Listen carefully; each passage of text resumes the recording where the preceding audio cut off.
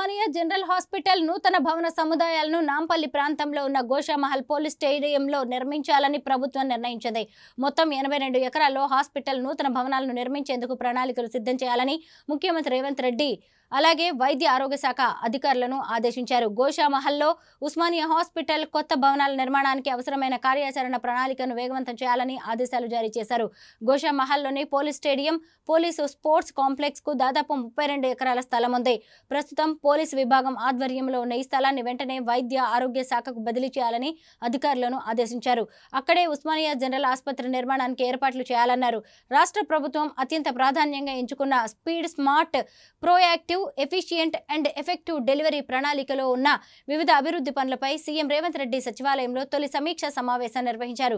వైద్య ఆరోగ్య శాఖ మంత్రి దామోదర రాజనరసింహ, ప్రభుత్వ ప్రధాన కార్యదర్శి శాంతికుమారి, ఇతర ఉన్నతాధికారులు ఇందులో పాల్గొన్నారు. స్పీడ్ జాబితాలో ఉన్న 19 పనుల్లో ఉస్మానియా ఆసుపత్రి కొత్త భవన నిర్మాణం కూడా ఒకటి. 15 కొత్త నర్సింగ్ కాలేజీలు, 28 కొత్త పారామెడికల్ కాలేజీలు, జిల్లాల్లో సమాఖ్య భవనాల నిర్మాణాలకు సంబంధించిన ప్రణాళికలను ముఖ్యమంత్రి చర్చించారు. రాబోయే 50 ఏళ్ల అవసరాలను అంచనా వేసుకుని ఉస్మానియా కొత్త హాస్పిటల్ భవన నిర్మాణ డిజైన్లు సిద్ధం చేయాలని సీఎం రేవంత్ రెడ్డి అధికారులను ఆదేశించారు.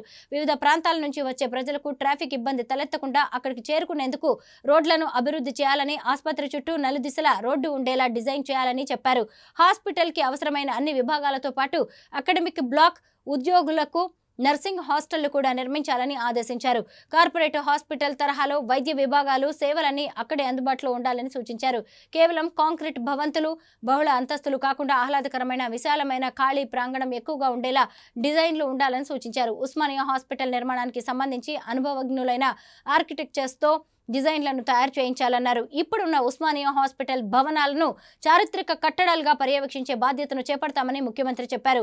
మూసీ రివర్ డెవలప్మెంట్ ప్రాజెక్టులో భాగంగా అక్కడున్న భవనాలను పర్యాటకులను ఆకట్టుకునే చారిత్రక భవనాలుగా తీర్చిదిద్దుతామని ఆయన వెల్లడించారు. గోషామహల్లోని స్థలాన్ని వైద్య ఆరోగ్య శాఖకు అప్పగించినందుకు పోలీస్ విభాగానికి మరోచోట స్థలం కేటాయించాలని ముఖ్యమంత్రి అధికారులను ఆదేశించారు.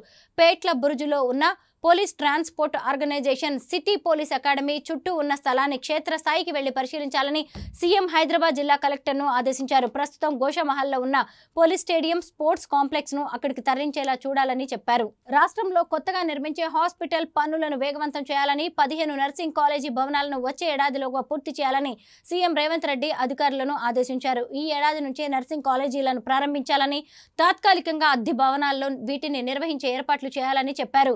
22 జిల్లాల్లో మహిళా స్వయం సహాయక సంఘాలకు ఇప్పటికే 10 జిల్లాల్లో సమాఖ్య భవనాలు ఉన్నాయని, మిగతా 12 జిల్లాల్లో కొత్త భవనాల నిర్మాణం చేపట్టాలని సీఎం నిర్ణయించారు.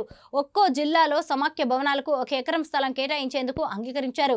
ముందుగా స్థలాలను గుర్తించాలని అధికారులను సీఎం ఆదేశించారు. శిల్పారామం పక్కనే మహిళా శక్తి సంఘాలకు కేటాయించిన 3 ఎకరాల స్థలాన్ని వెంటనే ఆ విభాగానికి బదిలీ చేయాలని సీఎం ఆదేశించారు. మహిళా శక్తి సంఘాలు తయారు చేసే తమ ఉత్పత్తులతో ఇక్కడ ఏడాది పొడవునా వివిధ స్టాళ్లు నిర్వహించేలా భారీ ఏర్పాట్లు చేయాలని చెప్పారు.